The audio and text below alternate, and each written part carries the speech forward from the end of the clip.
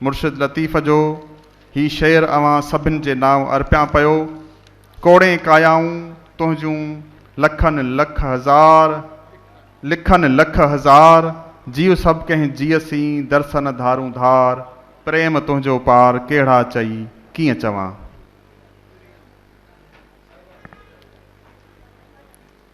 ही एवार्ड्स जो सिलसिलो पंहिंजो पुॼाणी ते पहुतो। सिंध ग्रेजुएट्स एसोसिएशन जे हिन स्टेज ते असां सां गॾु सिंध जी उहा महान शख्सियत जंहिं पंहिंजे साथियुनि सां गॾु उन दौर जे नामुमकिन शइ खे मुमकिन करे ॾेखारियो। पंहिंजे हौसले जज़्बे सां उन वक़्त जे तमामु ॾुखियनि हालातुनि ते आऊं मौदबाना गुज़ारिश थो कयां हिन ख़ुशी जे मौक़े ते जॾहिं सिगा 47 सालनि जो जशन मल्हाए रही आहे। सिगा जे बानी जनाब डॉक्टर मोहम्मद सुलेमान शेख साहब खे त अची महिरबानी करे अॼोके ख़ुशी जे मौक़े ते पंहिंजनि ख़्यालनि जो इज़हार कनि। डॉक्टर मोहम्मद सुलेमान शेख साहब, तव्हांजूं भरपूर ताड़ियूं।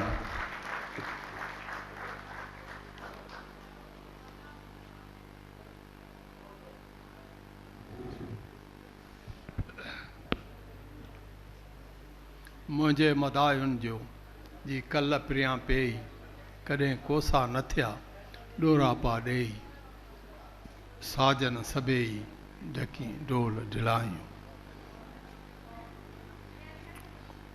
मोहतरम मोहम्मद इस्माइल राहू साहब, जनाब कासिम नवीद कमर साहब, चेयरमैन सिंध ग्रेजुएट एसोसिएशन रफ़ीक अहमद जाफ़री साहब, सिगा जे सथ जा सरवाण, मुंहिंजूं मोज़िज़ भेनरूं भाउरो ऐं मोज़िज़ महिमान, ख़ुसूसन साईं मज़हर लक सिद्दीकी साहब, साईं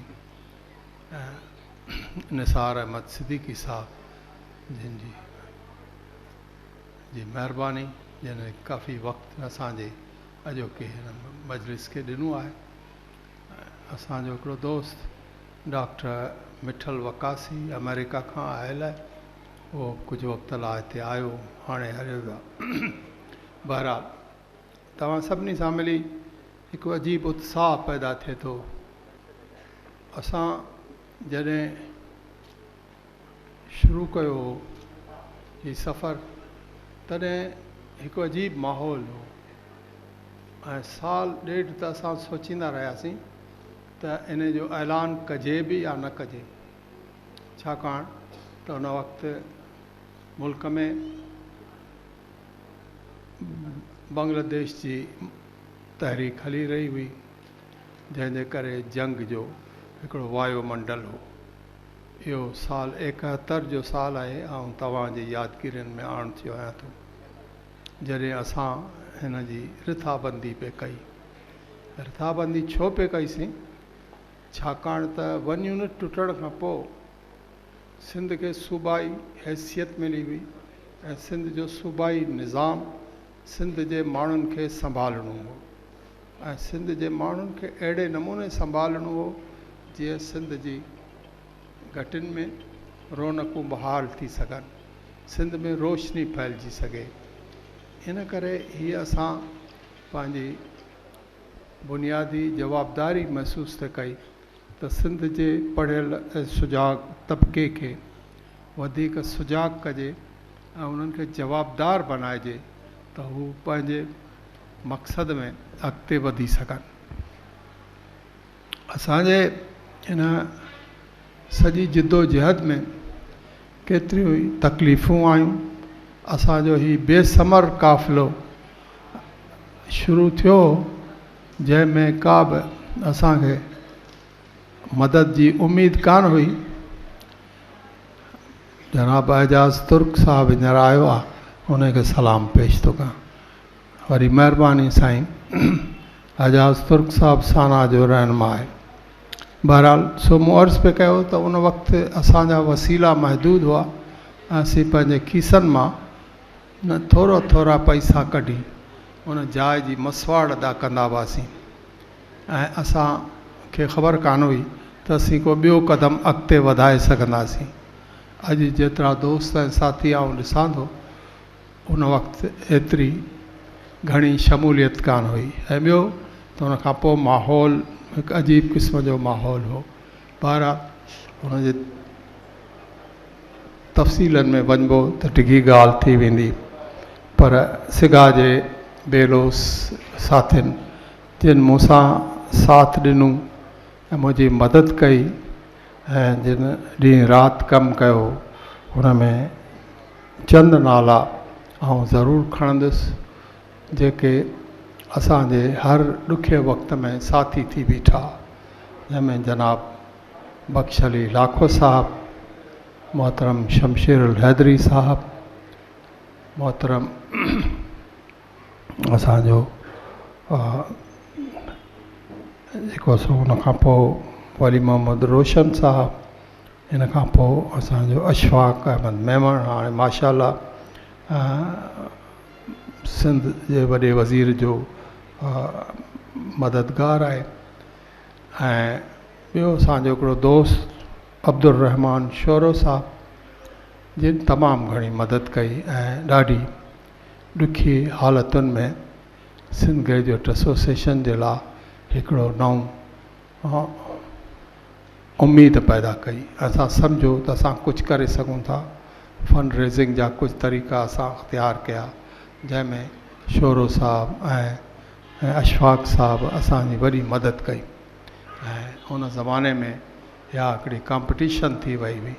एक्चुअली असां ग्रेजुएट गोल्ड मेडल इन लाइ इंट्रोड्यूस कयो हो त जेको दोस्त सॼे साल में घणे में घणी कॉन्ट्रीब्यूशन या फंड्स आणींदो त उन खे इहो मेडल ॾिनो वेंदो। ॿारहं उहो दौरु ॿियो दौरु हो, हाणे ॿियो दौरु आहे।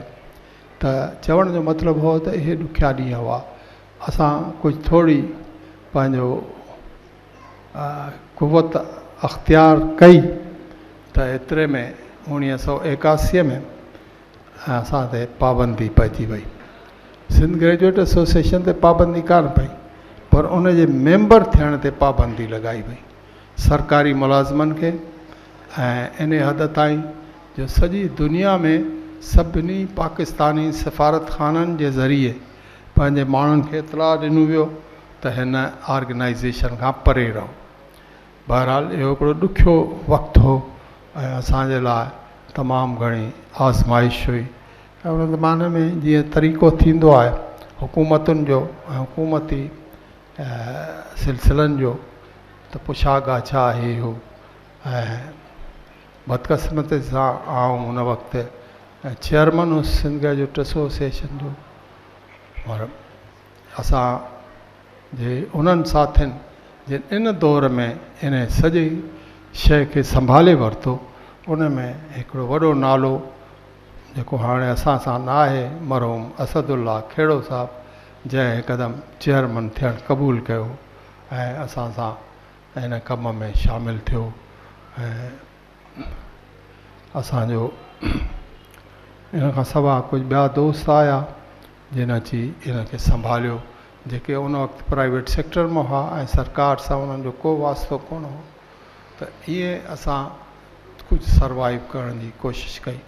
उन दौर में बि इहा हिकिड़ी अजीब ॻाल्हि आहे त उन दौर में बि असांजो कन्वेंशन थियो, उन दौर में बि चूंडूं थियूं ऐं 6 साल इहो कारो ककर सिगा जे मथां रहियो। ऐं इन 6 सालनि में असांजी हर मूवमेंट चङी तरह सां कमु कंदी रही। इन खां पोइ 1988 में नई हुकूमत ठही ऐं उन जी पहिरीं असेंबली, सिंध असेंबली जे पहिरें इजलास में इहा ॻाल्हि रिकॉर्ड थियण थो चाहियां त उन वक़्त जे सिंध असेंबली जो स्पीकर जनाब सैयद अब्दुल्ला शाह मरहूम जिन हुआ। ऐं उन में जेका रिथ पेश कई सा जनाब सैयद दीदार हुसैन शाह साहब कई, जंहिंमें चयो वियो हो त इहो फ़ैसिलो आमराना हो ऐं इनखे कैंसिल कयो वञे ऐं मरकज़ी सरकार खे गुज़ारिश कई वई त इहा पाबंदी हटाई वञे। ऐं इहो वॾी ख़ुशीअ जी ॻाल्हि आहे ऐं तजुब जी ॻाल्हि आहे त उन वक़्त जे हाउस में इहो यकराय बहाल थियो ऐं कंहिं मेंबर मुखालफ़त कान कई। यादि रहे त इन में असांजे शहरी इलाइक़नि जा मेंबर बि हुआ ऐं असांजे ॿाहिराड़ियुनि जा बि मेंबर हुआ, सभिनी क़िस्मनि जा माण्हू हुआ ऐं उन्हनि सभिनी असांजे हिन मूवमेंट खे एप्रिशिएट कयो, छाकाणि त हीअ मूवमेंट कंहिंजे ख़िलाफ़ु न हुई। हीअ मूवमेंट पंहिंजे दोस्तनि खे, साथियुनि खे पंहिंजो फ़र्ज़ु यादि ॾियारण लाइ, ऐं असांजो पहिरियों नारो इहो हो त पंहिंजे प्राइमरी स्कूल जी मालिकी कयो। आउं सम्झां थो अॼु बि असां उन साॻे हंध ते बीठा आहियूं, असां अॻिते न वधी सघिया आहियूं। इहा निहायत ॾुखाइती ॻाल्हि आहे, 47 साल हिन मूवमेंट खे थी विया, पर असां प्राइमरी स्कूल खे पंहिंजो न करे सघिया आहियूं। जिन खे सरकारी स्कूल सॾियो थो वञे, उहे सरकारी स्कूल बेहद यतीम हालत में आहिनि, जेका हिकु ॾुख जहिड़ी ॻाल्हि आहे। असांजे सभिनी साथियुनि खे जेके बि हिते वेठा आहिनि, उन्हनि खे इन ॻाल्हि जो अहसासु हुजणु घुरिजे त हू कीअं इन सिचुएशन मां ॿाहिरि निकिरनि, छाकाणि जो इन हैसियत जे करे असां सॼे मुल्क में काफ़ी बदनाम थी चुका आहियूं। माफ़ु कजो, ऐं ॾुखिया लफ़्ज़ इस्तेमालु पियो करियां, पर इहा हिकिड़ी हक़ीक़त आहे जंहिंखे आउं सम्झां थो तव्हां सभिनी खे उन जो इदराक हुजणु घुरिजे, ऐं तव्हां सभिनी ते इहा जवाबदारी आहे त पंहिंजे ॻोठ जो सिर्फ़ु प्राइमरी स्कूल उनखे तव्हां फ़आल करियो, उनखे तव्हां बहितर करियो। अॼु जेको रोशन तारा स्कूल खे तव्हां गोल्ड मेडल था ॾियो, सुभाणे तव्हां कंहिं ॻोठ जे प्राइमरी उस्ताद खे बि गोल्ड मेडल ॾियो, त जीअं हू चङी तरह सां। सरकारी स्कूल न आहिनि, असीं चवंदा आहियूं सरकारी स्कूलनि सरकार ॾिसंदी, सरकार जो कहिड़ो वास्तो आहे, सरकार त स्कूल खोले छॾिया। असांजा ॿार था पढ़नि, मुंहिंजो ॿार थो पढ़े, मुंहिंजो मक़सदु आहे, मुंहिंजो कमु आहे त आउं वञी उन स्कूल जी परखोर लहां, उन्हनि उस्तादनि सां मिलां त उन्हनि खे कहिड़ियूं तकलीफ़ूं आहिनि ऐं हुननि जे राह में कहिड़ियूं रंडकूं आहिनि जो हू पंहिंजो कमु नथा करे सघनि। बहरहाल इहो हिकिड़ो एस्पेक्ट आहे जंहिं ते तव्हां सभिनी दोस्तनि खे वरी सोचणु घुरिजे, ऐं असांखे हिकिड़ी रिथाबंदी करणु खपे। असांखे बैक टू पवेलियन वेही, बैक टू ड्राइंग बोर्ड चइबो आहे जीअं, असांखे इन ते सोचणु खपे त असां ईंदड़ नस्ल खे केॾांहुं वठी पिया वञूं। हिन वक़्तु बि माफ़ु कजो, सिंध में जेको तालीम जो तनासुब आहे सो काफ़ी घटि आहे। सरकार चवे थी 52%, पर मूंखे शक आहे त इन खां घटि आहे। ऐं जेकॾहिं 52% बि असीं मञूं था, तॾहिं बि 48% माण्हू बिल्कुलु जाहिल आहिनि, अणपढ़ियल आहिनि। उन्हनि लाइ तव्हां छा सोचियो आहे? हिन वक़्तु जेको दुनिया में डेवलपमेंट जे वर्ल्ड में हिकिड़ो लफ़्ज़ आहे यूथ बल्ज, ऐं यूथ बल्ज जो पाकिस्तान ते तमामु वॾो असरु थियो आहे। छो? छाकाणि त पाकिस्तान में 15 खां 35 सालनि जे उमिरि जी जेका आदमशुमारी आहे सा 60% आहे, सॼी आदमशुमारी जी 60% माण्हू असां वटि नौजवान आहिनि।